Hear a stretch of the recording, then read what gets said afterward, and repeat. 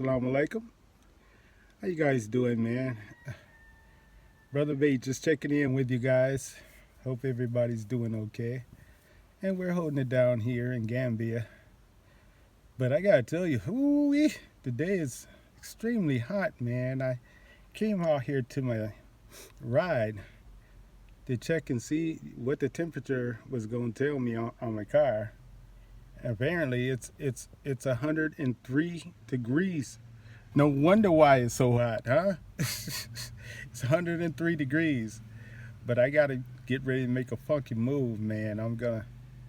I should really wait until the sun goes down, man. But I gotta go right now because I need some phone time, some credit. So I'm gonna make a little funky move. I just wanted to check in with you guys real quick. Let you know Brother Bay is doing okay, and I hope you guys are holding it down wherever you are.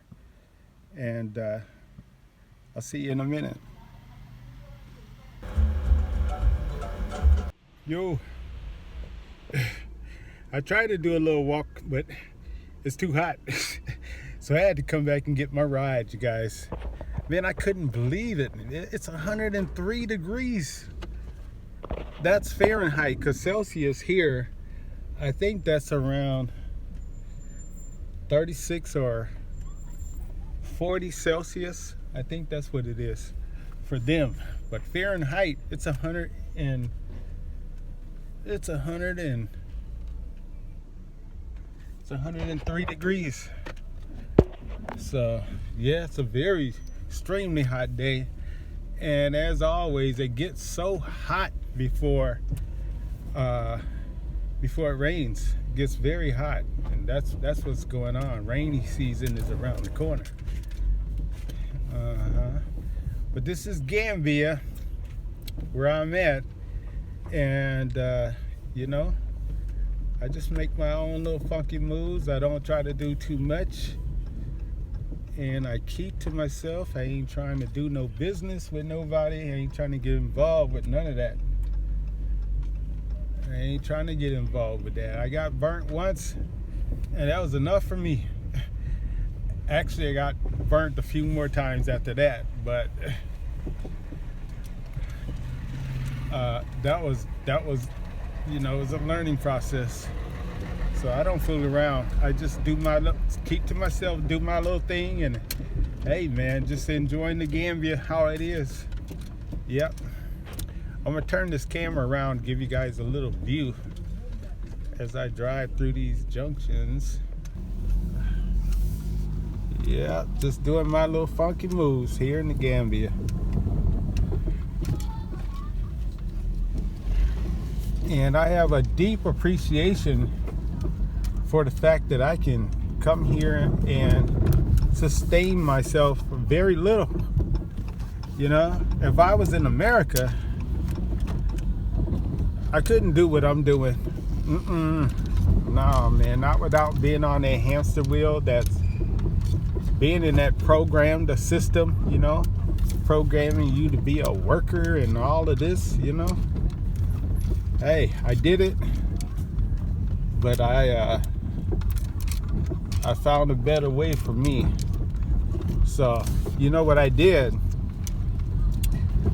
I set a goal that I was going to retire at 55.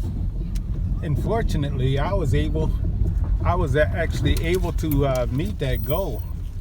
So that's what I did. I retired at 55. I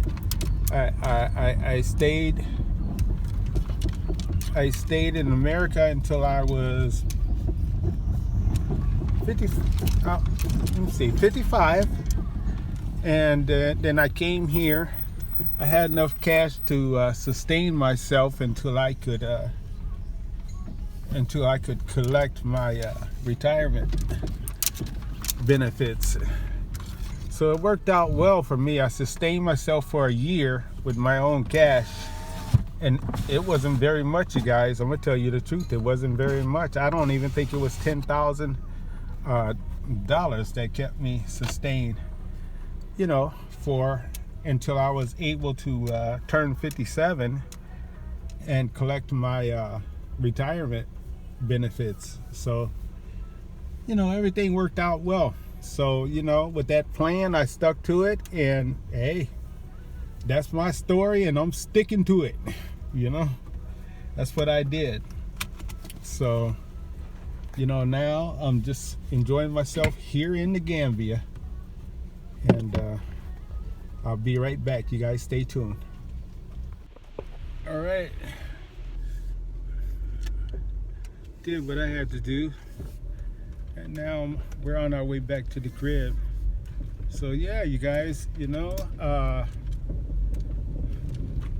far as I'm concerned, things are pretty lovely. I can't ask for anything better than this. I'm able to be all right, sustain myself pretty good, and it don't take very much, I'll tell you that. I mean, because if it did, I wouldn't be here either. But I'm doing what I do. And it's less than $1,000, U.S. Actually, it's less than $700 to sustain myself here. Less. So that gives you a general idea, as long as you got that residual income. There's a whole lot of places you could relocate to if you're not feeling, that vibe there anymore. We all got to do it, to some degree while we're there. We got to make it happen. But we also got to make some plans to get out, if that's what you want to do. Me, I didn't want to continue to be working to no 65. That's crazy for me. It's crazy for me. And unfortunately, everybody don't have that option. Some folks, that I did to, get off of the hamster wheel at such an early age. Yeah, 55 was my goal, and I made it.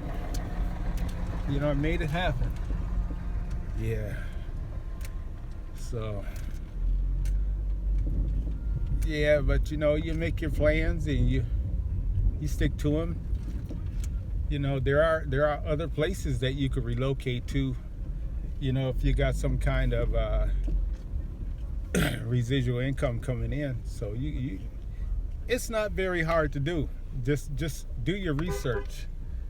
Just do your research, and you'll find there are plenty of places that you could live fairly comfortable. Now you got to keep in mind that you're coming from a different culture, different lifestyle, so you're gonna have to make some adjustments, wherever you go. And for me, I've learned that for me, it's best to pretty much just keep to myself, man. And I got friends from the States that come here. They like Gambia, so they come here, and a couple of them got wives here. So, we communicate, we converse, and that helps too, because it's nice to have somebody to have decent conversation with. That's what you'll be missing the most too, especially if you don't speak the language. I be trying, but it's still kind of tough for me to just pick up on. But a few words here and there, yeah, I've got them. Yeah, so you be missing your family. You be missing your friends and stuff like that, which pretty much most of my friends were pretty much women anyway. They were women. Most of my friends were ladies. Friends that I've had even for 20 or 30 years even, Yeah, so miss that good communication, But, it's a good thing that they do speak English here, but not to the degree that we have from the States, not that not to that degree, to where you can have a fluent conversation, in the same frame of mind. Yeah, it's kind of different. But other than that, you know, just come here or go where you're going and make your little funky moves, operate how you were operating in the States, but sometimes you got to check yourself, because if you were kind of loose in the state, you definitely want to tighten yourself up before you go abroad, because like I said, game is waiting for you. I always say that, and I've heard many stories, and you guys, it's not just us, there are a lot of Europeans that are actually having problems over here too, there, you know, and I don't know, but from what I've seen, Europeans marrying young Gambians, young Gambian girls, and you know, and I'm hearing stories that it didn't work out, or Tubob is done reported having his house invaded, and material items taken from him. I've been hearing these stories, y'all. Yeah, for real. So, you come over here, you get involved, you better also, choose wisely, because some of these young ladies, should I say, may not be in your best interest, really. There's a lot of beautiful sisters. I ain't gonna lie, a lot of beautiful ones, but you never know.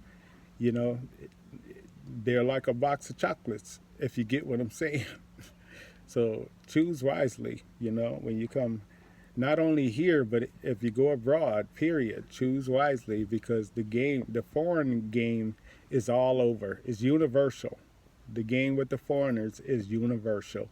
So I just want to put that in there. Yeah, let that be known. That's a fact. There's game waiting on you.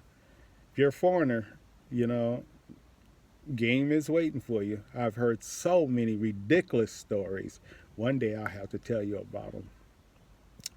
But anyway, this is just a chop it up video, and me just checking in with you guys.